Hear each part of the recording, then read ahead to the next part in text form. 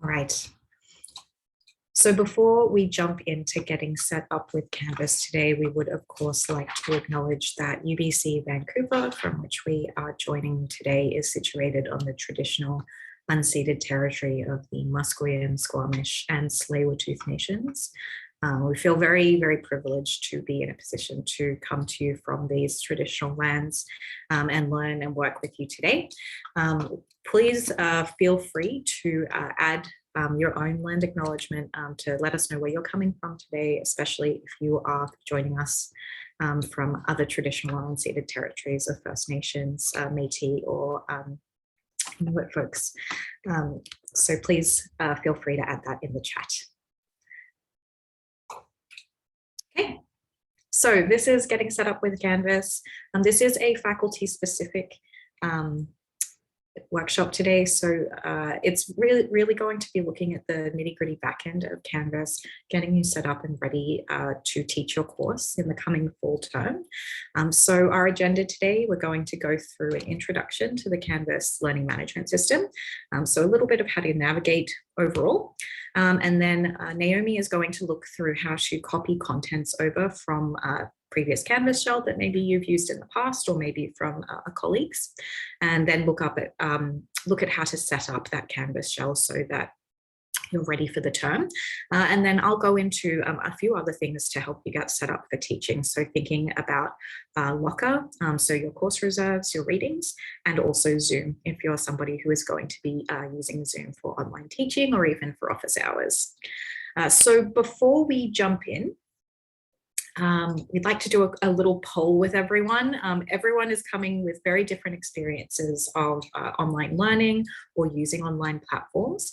So I'm going to open the poll, and the question is, how familiar are you with Canvas? And then the second question is, what Canvas features are you most interested in learning about? So take your time. I'll give everyone, let's say, a couple of minutes, maybe two, just to answer these two questions, thinking about where you're at with Canvas, maybe the things that you're most interested in learning about today, so that we can be a little bit more focused for everyone. Yes, I can see I have a hand up from Nusrat. Gabrielle, my understanding is that this was a session for students, incoming students.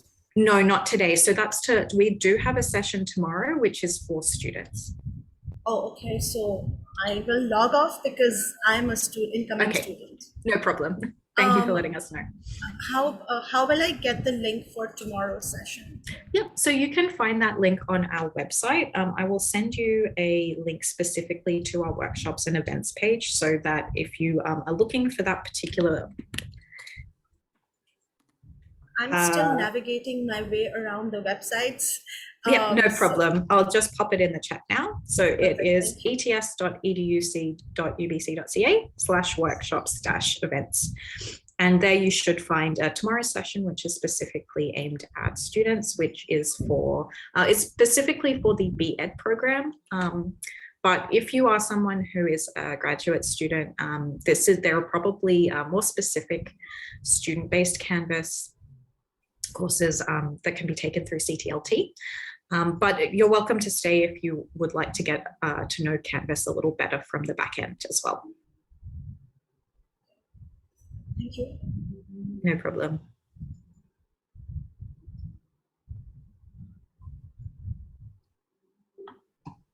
So I did have a question from Thomas Hale. That was, I mean, again, you are welcome to stay, but this is going to be a teacher-focused session. So if you are somebody who is teaching this semester, this is going to be more focused on you. If you're a student, probably less so.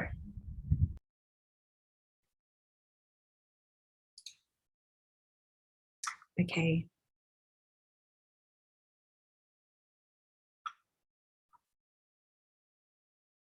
Yeah, cool. Okay, so I think that we've got everyone has answered the poll. So I'm going to end it and share the results. So we have a pretty big mix of people, some people who have no Canvas experience at all, some people who are sort of in the middle, somewhat quite familiar, and we have a really nice spread. Everyone's sort of interested in different aspects of Canvas, so assignments, grading, syllabus, communicating with students, adding course content. So we're covering all of that today and a little more. So that's good to know that we're on the right track. So we're going to go in pretty slow to start. There's a lot to cover, but we will see how we go for time. I think will be good. So I'm going to move now from here to Canvas. So if you are logging into Canvas for the first time, the URL is canvas.ubc.ca. If you haven't logged into Canvas before, you will be logging in using your CWL, your campus-wide login. This is the login that is used for all UBC services. So if you're trying to access the library, you would use your CWL, the same with Canvas. Once you've logged onto Canvas using your CWL, you get taken to this homepage, which is otherwise known as the dashboard. So with the dashboard, you will see some of your courses, probably not all of them though, especially if you've been at UBC before. But here you'll see that you have your published courses and then any unpublished courses. So in this case, if you are teaching this term, you'll probably find the course that you're supposed to be teaching in September show up here under unpublished courses. If for some reason it's not there, you can find all of the courses that you have access to or ever had access to in this courses option in this dark blue side menu. It might not be dark blue for you. I know from an instructor's perspective, often it's gray, but we're looking at this side menu with the UBC logo at the top. So if I were trying to find some of my other courses not on the dashboard, I can click on courses. It will show me what I have published and unpublished that's available on my dashboard. But I have access to quite a few courses. So if I wanted to find a different one, I can always click here, all courses. And this will give me a full list of all of the courses I have had access to, any past enrollments that I've been part of, and anything that is unpublished too. So you can see here I have quite a long list. And also on the side, you might notice that we have these stars. So this is a way that you can customize your dashboard to show things that are relevant to you. So if, for example, for me, it might be very useful to have access to this. I use this program, H5P, quite a lot. And if I wanted to add that to my dashboard, I would click on the star so that it is filled in. When I go back to my dashboard now, that will show up on my front page, which is really nice. So if you're ever trying to find a course that you can't find, you can do that through courses, and then at the bottom, all courses. So those are the two really crucial sort of navigation features for getting around your courses on Canvas. However, before you start teaching, you might want to think about your profile. This is a nice way for you to show yourself on Canvas. You might want to add a picture of yourself and a few other things. So let's have a look here. So in the top of this menu, you will have this option that says account, and it will usually have an icon here. If you've added your picture, it will have your picture, and if not, it will just have an empty icon with a sort of person icon there in gray. So the first thing I'm going to look at is profile. In profile, this is where I can edit my picture.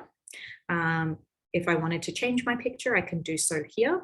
I can also add a biography. So for example, if I wanted to put in some of my previous teaching experiences, maybe some of the publications that I've been part of, I could add those here. If I have a website, for example, that I wanted to direct people to, I can add some links. And then any other crucial information that I think would be relevant to sort of introducing myself and my Canvas profile, I can add here. Now, one thing that you cannot do on this page, but you might see here, is that I have pronouns added. So this is a nice equity and diversity piece. If you're somebody who would like to add your pronouns to your profile, you can do this through settings. So if you click on settings, you can see I have a few other options here. I can change my email. And then if I wanted to change my pronouns, I can do that here. So I have my name here. And then if I wanted to change my profile, my pronouns, I can do so here. Alternatively, if I, for me, she, her, hers works, but there are other options. And then if there are pronouns that you want to use that aren't available, you can always choose, please ask me for my pronouns. You can also choose your default email. So if you wanted it to be your UBC email, you could do that. But for me, I also have another account that I use on Canvas, so I can add that there as well. And so when I'm done, I can update those settings and change anything that I want to change. The final thing in the account section that I think is useful are your notification settings.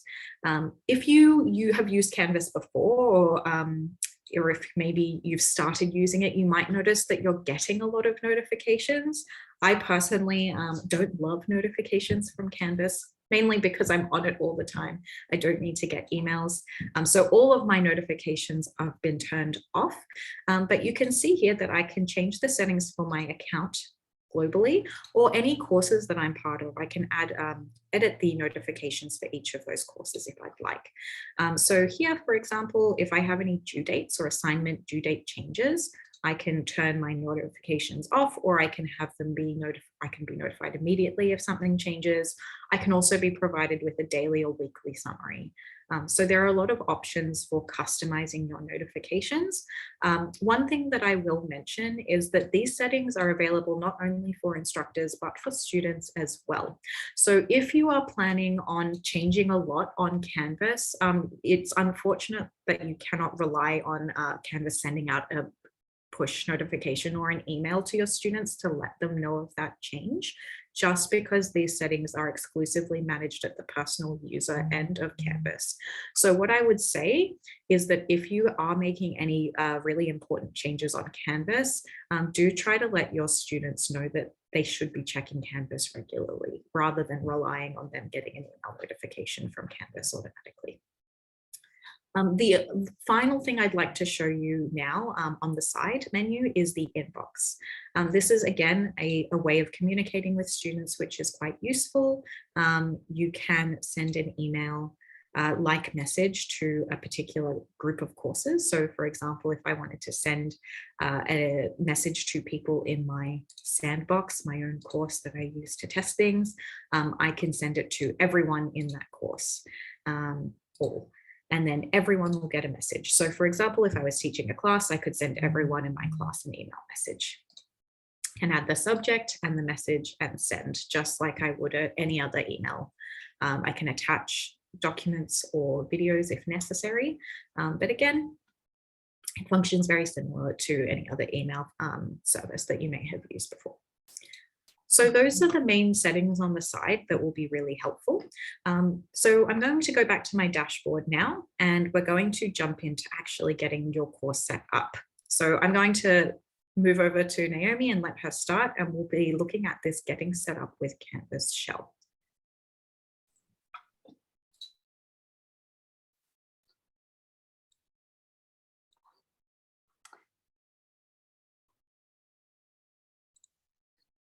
Okay, hi everybody. I'm going to talk to you about looking at the Canvas shell now. So what I'd like to do is go over kind of the general organization of a Canvas shell, the different parts, and where you might find kind of interesting or important features that you want to have access to. Then we're going to talk about ways to get started building your Canvas shell, depending on your context. I'm going to demonstrate how to copy content from one course into another course, and then go through some of the main elements of the course. It won't be very detail oriented because this is kind of an overview, just the main features that you need to get started. So let's take a look at the generally a Canvas shell. So it might be that you have, in your context, you have a shell that has already been populated with content. So you would have a home page and you have information on the home page. It looks like a home page. You've got a banner, and then you'll have different material inside. Or it's possible that you'll have something that looks like this, which is completely empty. So it might be that you have a shell that has not been pre-populated with any content, in which case you can use a template that we are happy to provide for you, or you might be copying content over. Either way, let's just take a look at the organization of the shell, your course shell. So as Gabby mentioned, on the very far left, you have, this is the global navigation menu that she just went over. So that doesn't change. No matter what course you're in, you're always going to have access to that menu. Right to the right next to it, to the right, these links here, this is called your course navigation menu. So these are all the elements that make up your Canvas course. So you have announcements, assignments, discussions, grades, and so on. And this is customizable. So you look here right now, you might say, that's a lot of links. I find it overwhelming, and I'll show you how you can modify this menu so that you can have as much or fewer items here and reorder the items if you want. At the very top, of course, is the title of your course. In the middle will be the landing page of whatever area you're in. And then if you go over to the far right of your Canvas shell, at the very top right-hand corner, you have something called Student View, which is handy because what you see when you're building your course may not be what your students see. So sometimes you want to see what your course looks like from the student perspective. So you'll be able to go into Student View.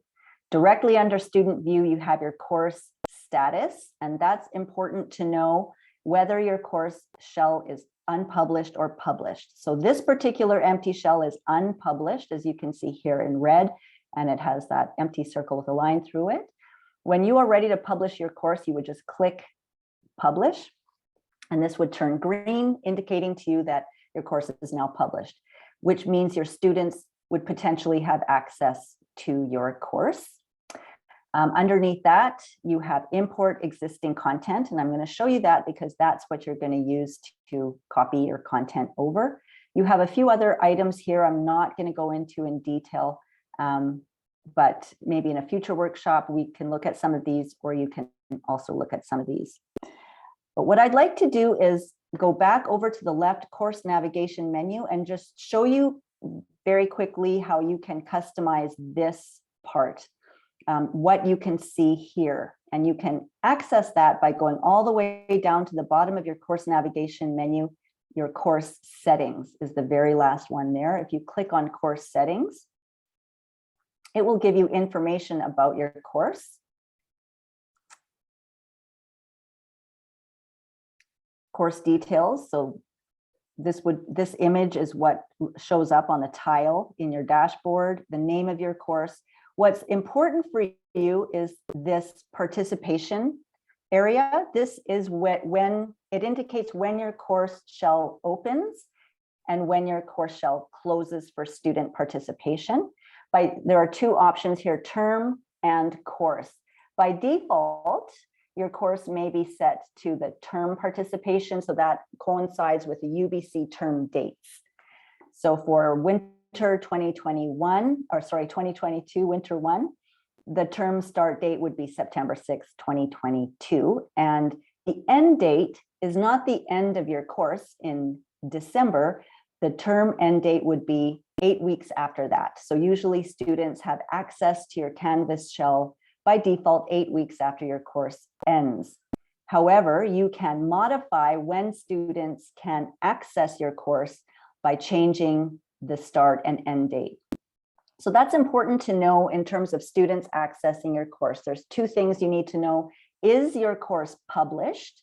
If it is published, they may have access to it. If it is unpublished, they will not. And when is the term start date? So if it's set to September 6th, for example, even if you publish your course, students will still not be able to access the course until September 6th, unless you modify that start date. Okay, in terms of these items here and modifying what you see in your course navigation, you would go over on these tabs, you see one tab called Navigation. If you click Navigation, you can see these all the elements that are in your course: home, announcements, assignments, and whatnot. If you want to reorder these items, these can be dragged and dropped. So you can reorder what your students or you can see here, what you find may be more important at the top. If you wanted to remove some of these items, you decide, oh, I'm not going to use Canvas quizzes, I'm not interested in item banks, you can actually drag that all the way down to this lower section. So you can see there are two sections here. The lower section says drag items here to hide them. So anything that you put down here will be hidden from students. So if you didn't want students to see one of these links, you would just hide them by dragging them down here and saving your changes. Okay, so that's how you can customize your course navigation menu. So now let's talk about how to get in content into your empty shell.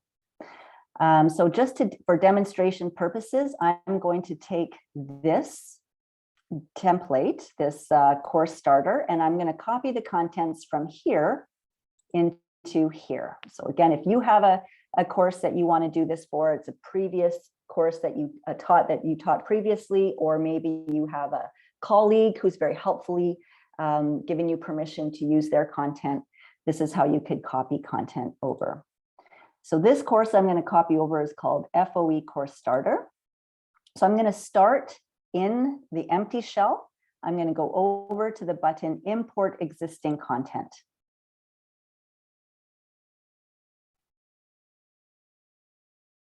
And from there, you get to this page, Import Content. And content type, select one. I'm going to copy a Canvas course. Search for a course. So I'm going to start copying the title in. I'm looking for the course starter. So you start copying it in, you should see your course pop up here. You would click to select it. Now you have the option to copy all of the content, or you can select specific content. Just for the sake of showing you what you can copy, I'm just going to copy all of it for now. And I'm going to import. And you will get this job status bar. It's queued, so it's in line right now, and it's going to start copying. Depending on how much content you have and how busy Canvas is, this could take a few minutes. We don't have too much to copy, so I shouldn't take too long.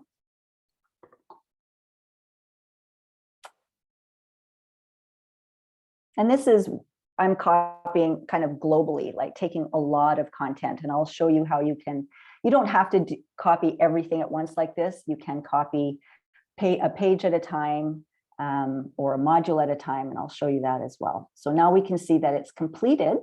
So I'm going to refresh my page, go to home.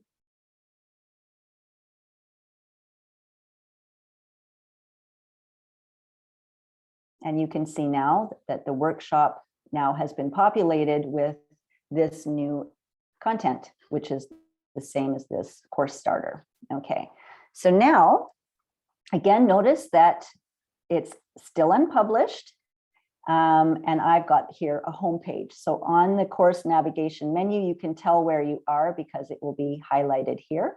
I'm on my home page, and on the home page, I have a banner here, and you have some placeholder text. So you have something to work with that you can edit.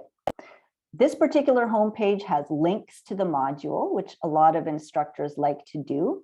So if you've organized your content into modules or units, kind of like weekly units, sometimes students have multiple ways of accessing the content, but it's handy sometimes from the homepage, they can click on a module and it will take them straight to that module in the course.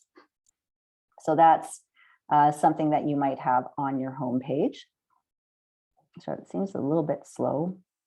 The other thing is the syllabus, a link to the syllabus you might want to have in course information. And our template and many course shells in the Faculty of Education come with this help resources. So these are for your students. They can click here for e-learning help and resources. If they click here, it will link out to another set of modules that will give them help with Canvas or information about tools that they can use. They can link out to information about the education library and other helpful resources for students. Okay, so this is what you've got, but what you want to do is you want to be able to customize the content to suit your needs. So let's take a look at how to do that. So this is a page, the home page, and like any page in Canvas, you can modify it. To do that, you're going to go up to the upper right-hand corner. There's a button called Edit. So if you click on Edit, this will open up kind of a text box.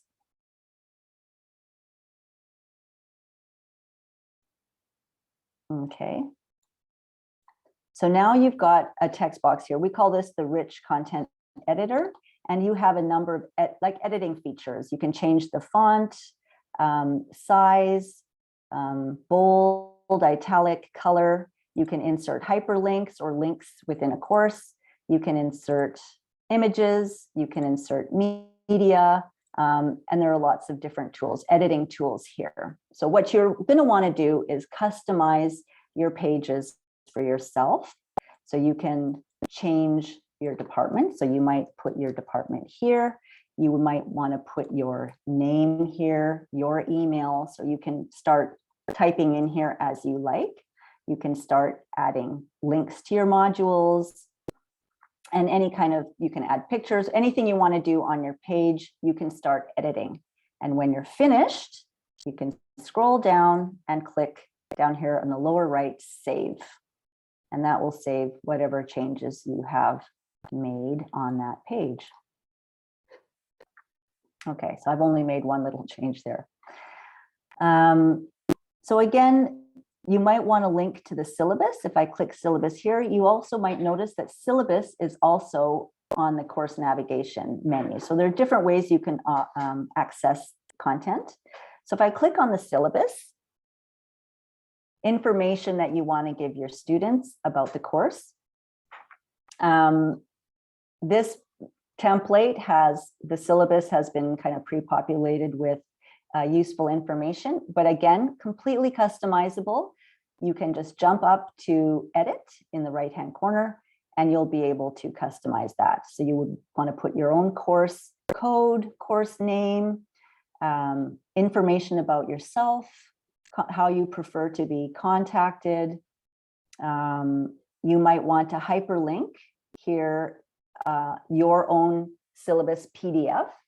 So you can hyperlink here. So you could remove this link and then edit. You can add your own link. Yeah, so you can add information about your assessments if you'd like, filling in this table, your course schedule, and all these you could potentially link.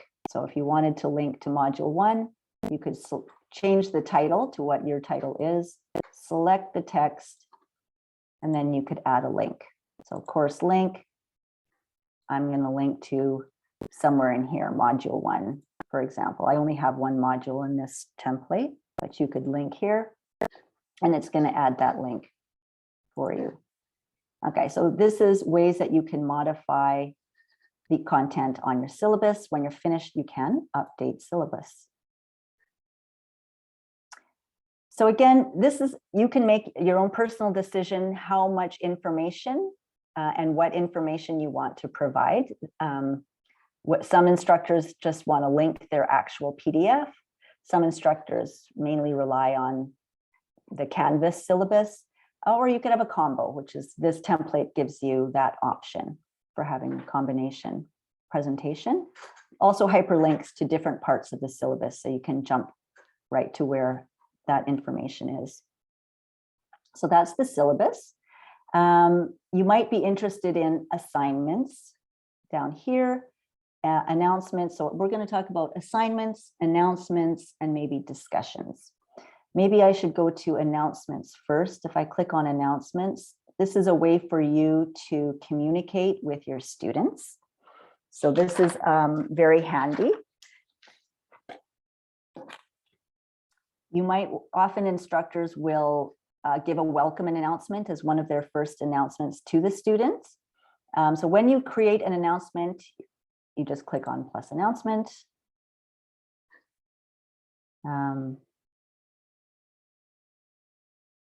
Give your announcement a title, and you can start editing it.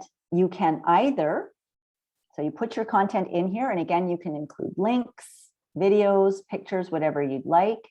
By default, as soon as you save an announcement, your students will get it. I mean, your students will be notified about it. Although you do also have the option of delay posting. So you can potentially create a bunch of announcements and set a date at which you want that announcement to be posted to your students. So how much pre-planning you want to do.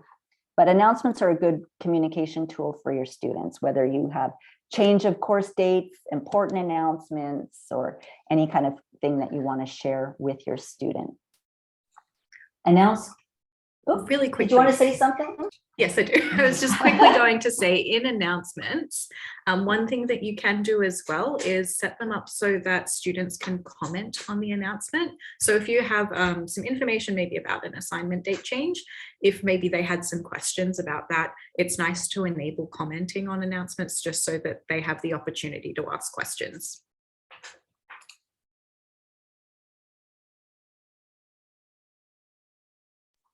Okay, thanks, Gabby. And also, you can determine how many announcements will show up on your homepage. By default, Canvas will, the announcements kind of show up on the homepage here so that students can see them, and you can set how many announcements you want shown on your homepage. Okay, let's talk about assignments as well. So here you've got your assignments tab, and you can create assignments here. So in the template, you have one assignment group with a couple of sample assignments. So on the upper right-hand page, corner of your assignment index page, you've got plus assignment group. So assignment groups, that's what this is here, assignment. So you may have different groups of assignments. So for example, you might have an assignment group called group project, and that project has different steps. So you want to keep those together in one group. Or you might have a group assignment group that is discussions, graded discussions as one set. So you can set up groups of assignments. It will give you a group like this, or you can set up individual assignments by clicking plus assignment. Groups, I'm not going to go too much about assignment groups and assignments too much, because we are going to have a separate workshop specifically on the more specific components of assignments and grading, but you might want to know how to set up your assignment. So we have here one assignment group with 2 assignments in it. One assignment is an assignment, and you can see by this icon here, one is a Canvas quiz. So if you click on assignment, in this template, we kind of have some suggestions for headings to help you structure your assignment instructions for students, like what kind of information you may want to include for your students, an overview of the assignment, how to complete the assignment, maybe some samples, and instructions for how their student is going to submit. There are different ways that students can submit an assignment. And again, always you can edit. You can see in the upper right-hand corner, you can edit the assignment settings by clicking edit. That will allow you to edit the assignment instructions. As always, it will open up a rich content editor to help you edit your instructions, as well your assignment settings. So for example, you can edit the point value, how much it's going to be worth, what group it's in if you have more than one group, how you want to display your assignment grades, whether it's a percentage, complete, incomplete points, and whatnot. Submission type. So no submission might be something like class participation, where they're not actually giving you anything, but you need something in the grade book that will be worth something. because the assignments are directly connected to the grade book, which I'm also will briefly show you. It might be on paper. So if you are doing it in class, you're teaching face-to-face and the students actually give you a physical paper, then you could select on paper. But it's still important to set it up in assignments if you want to use Canvas gradebook. Or it could be online. So that means they're going to use the Dropbox in Canvas to submit it. They could submit as a text entry. They could submit media recordings. They could submit file uploads like PDFs, Word, and so on. And other assignment settings here. Again, I'm not going to go over too many details on that. You can play around with your assignments, due dates, and so on. And when you're finished editing your assignment, you can either save or save and publish. So publish, remember, makes it available to students. Or you could just save it. Oops, I'm going to cancel it because I don't want to save those changes. Okay, so that is an example of an assignment. Let me go back and just quickly show you what it means to add a group, assignment group. So if you wanted to if I wanted to add an assignment to this group, I could just click plus assignment.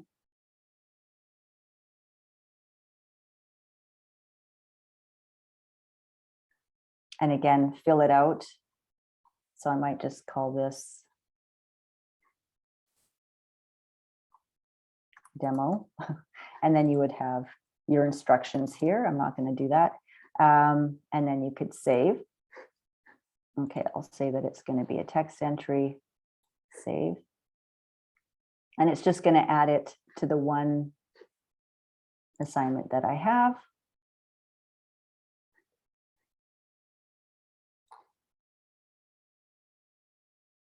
Oh, my Canvas is very slow.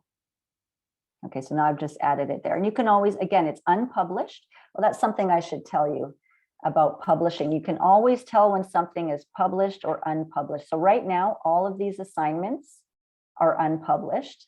If I wanted to publish it, I would just click on this little circle and it will be green. So that tells you when something is published or unpublished. Notice that if it's not published, under student view, they won't be able to view it. So I'm in student view and I don't see any assignments here because nothing has been published.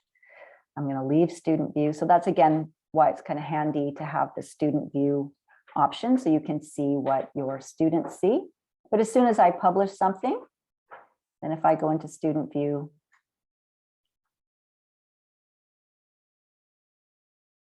you can see that now a student can see that assignment because I've published it. So that's really kind of important when if students complain they can't see something in your course, one thing that you could check is whether you've actually published that assignment.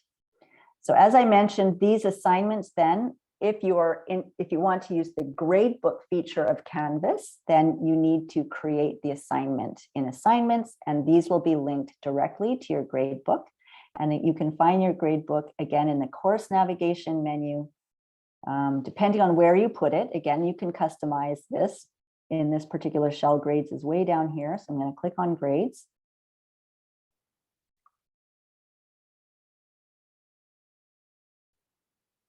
And this will take you to the gradebook. All of your students will be listed here, and any assignment that you've created will go across here. One of the things that you want to do, so in order to have this assignment show up in your gradebook, remember, you need to create the assignment in Canvas. One of the things that comes up and good practice is when you're using gradebook and you're grading something in Canvas, when do you want your students to be able to access their grades or your feedback? And that's something that you can change by modifying the grade posting policy. And let me just do that again. You can modify your grade posting policy. That means when your students can view their grades or feedback from you, in the upper right-hand corner under the gear icon, if you click that, you've got different policies for your gradebook, late policies, grade posting policy. So I'm going to click grade posting policy. You have the option of automatically post grades. So this might be selected. That means that as soon as you've graded one student's assignment, that student will be notified that you've graded it or given feedback. And you may not want to do that. You may want to wait. Well, first of all, you may not want them to know you're grading their assignment in the middle of the night, or you may want to wait until all of the students' grades are finished. So then you can select manually post grades, which means that you will release the grades physically, manually when you're ready. So that's something that you want to keep in mind when you set up your assignments and your grade book, is the grade posting policy. So this is the grade posting policy for your course. You can also select the grade posting policy for an individual assignment by going to the assignment in the grade book, clicking these three dots, and you can see that there's a grade posting policy down here that will change the grade posting policy just for this assignment. So that will override this assignment's grade posting policy, will override the default that you've set there. Okay, so that's, again, that seems like a lot of information. I'm not going to go through all of the specifics. We will have a separate Canvas workshop just looking at setting up assignments, way to set up assignments, assignment groups, peer edited assignments, if you want to do that, and how to manage your assignment groups and get them synced with your grade book. Notice here I'm in my grade book, and suddenly I have no course navigation. So when that happens, you can go up to the upper left, this sort of 3 horizontal lines, this hamburger icon. If you click on here, this will just toggle back your course navigation menu. Okay, so we've talked about home, syllabus. I have to check my time. I think I'm just about out of time. Sorry, Gabby. Home, syllabus, modules. I just want to quickly go through, like, modules is basically how it's the contents of your course and how your course is structured. How do you want your students to access your content? You could set up different modules here. Like if this was 1 week's worth of material, you might add a module with a title, add your content. Your content could be pages of content. You could add, whenever you want to add something to a module, you could click this plus corner at the very top. You could add an assignment to your module, a quiz. So you could, again, set up different ways for your student to access content, either all together in a module or here as well. To duplicate a module, you can go to the right-hand side of this module, these 3 dots, and you can duplicate. So you could just copy the contents and then you can edit. So that's quickly build out modules, and then you can edit the contents. So you can always edit by going to the far right. These 3 dots will give you editing functions, move content. And another way to copy content is I mentioned I was going to show you another way to copy content. You can always copy content, an individual page, an individual assignment, a module. These can all be copied piecemeal to another course. And so to do that, you can click. So let's say I wanted to copy this module into this course, for example, which I don't want to do, but let's say I did want to do that. You would just click these 3 dots next to the item you'd like to copy. And then you would say copy to. Then you would select the course here that you want to copy it over to, and you would copy. So it's very easy to copy specific items from one course to another course. Okay, I think, so what we've gone over is the overall arrangement of your Canvas shell and how to copy contents from one shell to another shell, and how to edit some of the content on your pages, adding features to assignments or to announcements. So I think that's where I'm going to leave it right now, because I've talked way longer than I thought. So I apologize. I hope that was clear. But again, we will have more in-depth workshop about some of these features in a later time. So I'm going to mute myself now.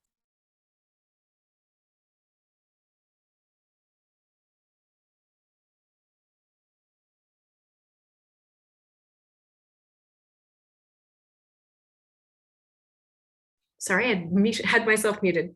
Thank you, Naomi. So before we get into looking at course reserves and looking at Zoom, were there any questions about setting up Canvas? Some of the features that maybe you were less sure about, you're welcome to either unmute yourself and ask a question or pop it in the chat.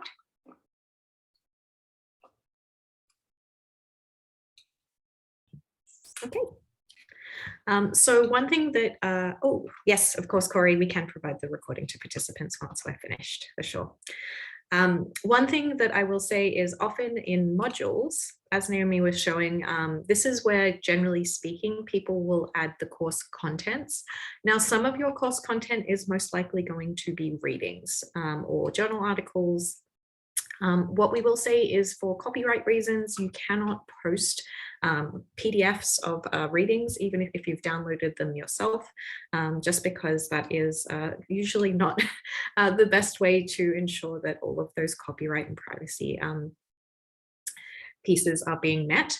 So in order to share your readings with your students, UBC uses a program called the Library Online Course Reserves, which is often shortened to LOCR, L-O-C-R. On Canvas, you will see in the side menu that you will always have this option, Library Online Course Reserves. So we're going to click on this now, and it will take you over to the library website for LOCR, or for the course list for your particular, or the reading list for your course. Now, what I will say is, again, library is CWL login. It's the same for your students. So this is a really easy way to ensure that your students are able to access the readings, and for yourself as well. Now, you'll see here that I have a setup. I have the name of my course, Getting Set Up with Canvas, which is great. And below I have readings, and I can see there are no readings that have been added. So there are a few ways you can go about accessing LOCR. If you're feeling a little, the easiest way, I think, is to do it yourself. You can do that by adding reserve items using the options here. I'll quickly show you how you could do it. So for example, if I have an article I was interested in, I could add the article title or the journal title. If I have the DOI, I can do that. Then I would click go. It would look up the item for me, and I can add it to my reading list. Alternatively, you have options of emailing your reading list, your syllabus, to the library. You can either add it here. If you have a Word document or PDF with a list of your readings, you can add it here. Alternatively, and I'll show you a slide which has some nice, useful links on it. You can send your reading list in PDF format to the library at syllabusservice@ubc.ca. If, for example, you've already taught this course before, and you have a reading list from a previous offering, or again, if you have a colleague who is happy for you to use their reading list, you can make a request to move the Library Online Course Reserves from your previous course to your current course by emailing the education library. So that would be education.reserve@ubc.ca. So that would be how you can populate your LOCR with readings. Again, I would say that LOCR, despite sometimes being a little complicated to set up, is definitely worth it in the long run. It is the official way of getting access to readings for yourself and for your students. And students are really familiar with LOCR. They'll know that it's available to them. If they've been at UBC for a while, they'll understand that this is how they access readings. So it's, again, setting it up can take a little time, but it's definitely worth it. And it's a one-stop shop for all of the readings for your course. So again, really useful resource for you and for your students. Were there any questions about LOCR before we move on to Zoom?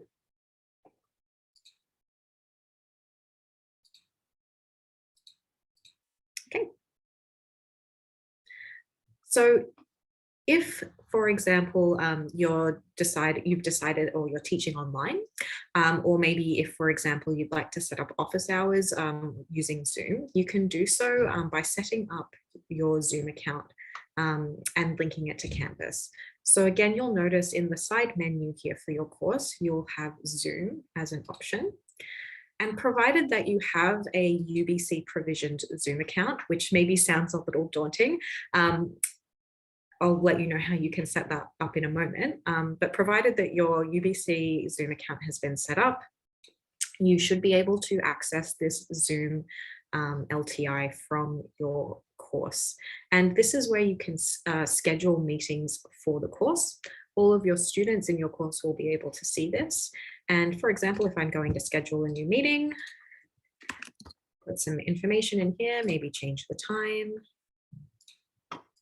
and the duration, all of this other information here. Once I save that meeting, if I go back to my course meetings, I'll see that this is listed. From a teacher perspective, it'll just say start.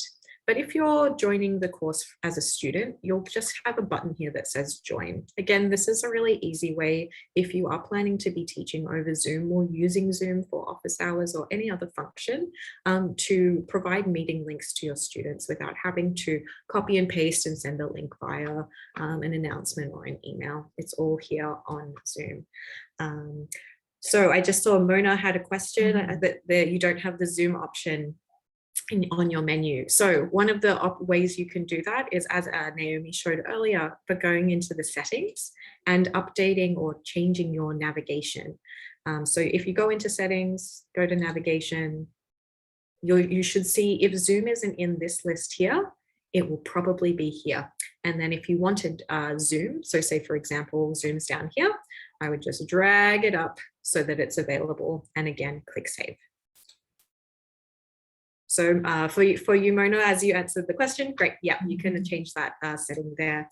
So yeah, Zoom again is a really useful tool. If you're planning on using it, you can have it set up on Canvas. So again, your students don't need to go to multiple different locations to find information. Everything is here on Canvas.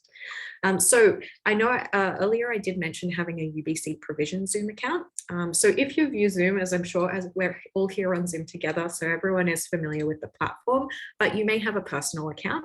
What I would say is in order for everything to connect with Canvas, it does have to be an account that's provisioned by UBC. It will be your ubc.ca email address that you want it attached to. And in order to request that, you are going to send an email to the AV help desk. So that's av.helpdesk@ubc.ca. And you would just request a, this is my email address. I'd like to have a Zoom account provisioned for it. And they will set that up for you. The benefit of doing that is that it is a premium account. So usually if you have a standard Zoom account, you're limited to about 40-minute meetings. This way you have a premium account, you don't need to worry about meeting length. And also you get access to all of the other Zoom features that are really useful. Plus you get that nice Canvas integration, which is really helpful for you and for your students. Okay. So before we finish up, we figured we would leave just enough time, which we have to talk, to field some questions. No question is too small, too big, too silly. I am very happy to answer any questions that you may have. So I'll leave the floor open to everyone now if you have any questions about any of the topics that we've gone over today.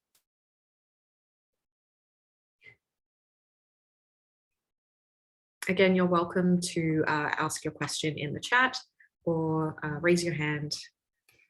Francis has just asked when the next session on assignments is planned for. So it will probably be towards the earlier end of the term. I think usually in the 4th week of the term is when we go into assignments in more detail. What I would say is that we have had workshops on assignments in the past, and we do have a previous recording of one of our assignments and gradebooks masterclasses. So that is something that we can share with people who are interested. We'll see if we can get that sent through for anyone who would like to have a look at setting up assignments. No worries. Okay. Any other questions? Penny. Yes, Penny.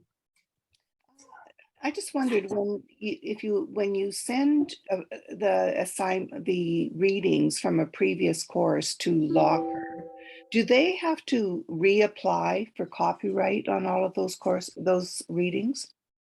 That's a really good question. So usually the way that, as far as I'm aware, I'm not a librarian and not part of the library, so I can't answer as probably as thoroughly as someone from the library could.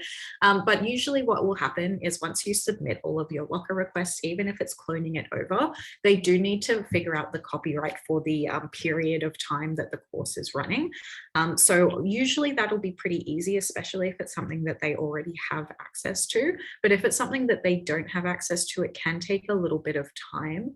Usually they say up to 14 days, but a lot of the time it goes through like automatically if it's something that they already have. So yes, they do need to go through the copyright process again, but if it's from a previous offering, it's usually pretty quick. Okay, thank you. No worries. Any other questions?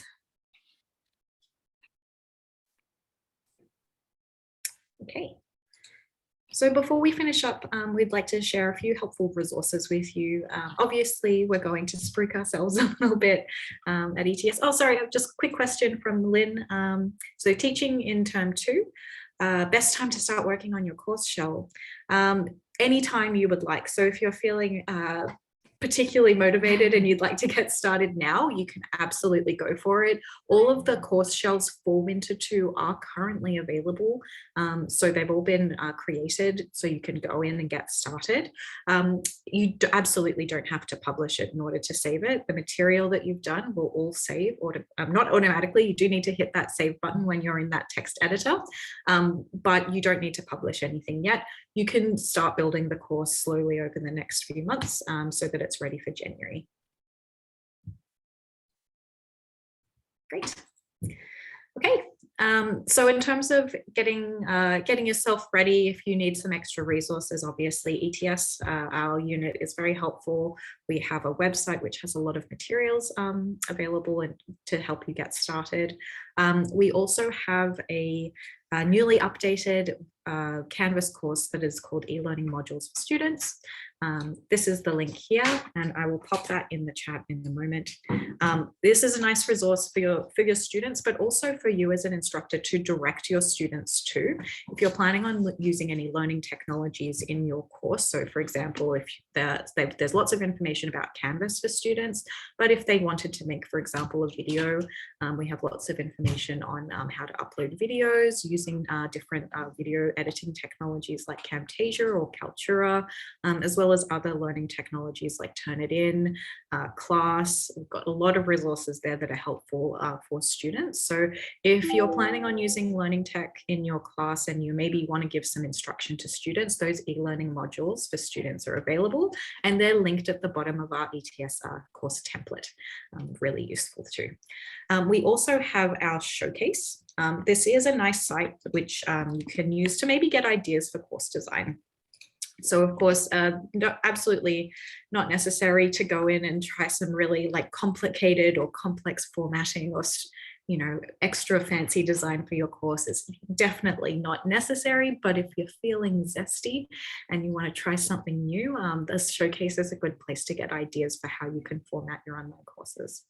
LOCR also, this website is really helpful. The library has a ton of wonderful resources on getting ready for LOCR, getting set up on LOCR. So if you are feeling a little apprehensive about getting your course reserves organized, the library is a wonderful resource for that. So I would definitely recommend having a look at what they have if you're trying to sort of get organized.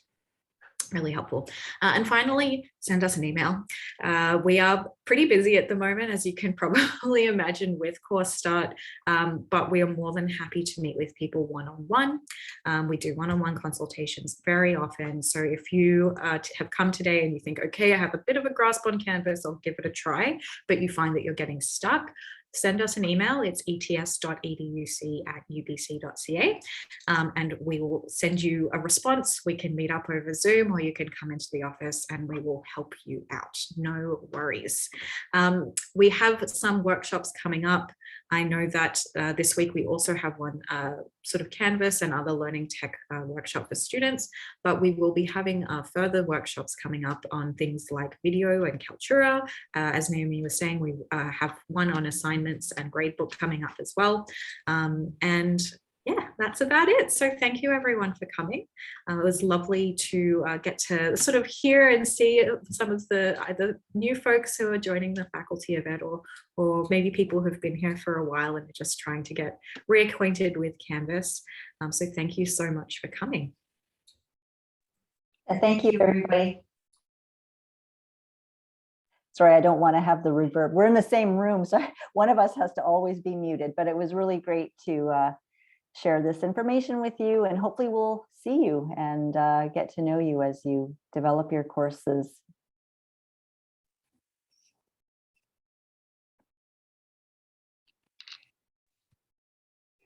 And again, feel free to ask any final questions as we're finishing up.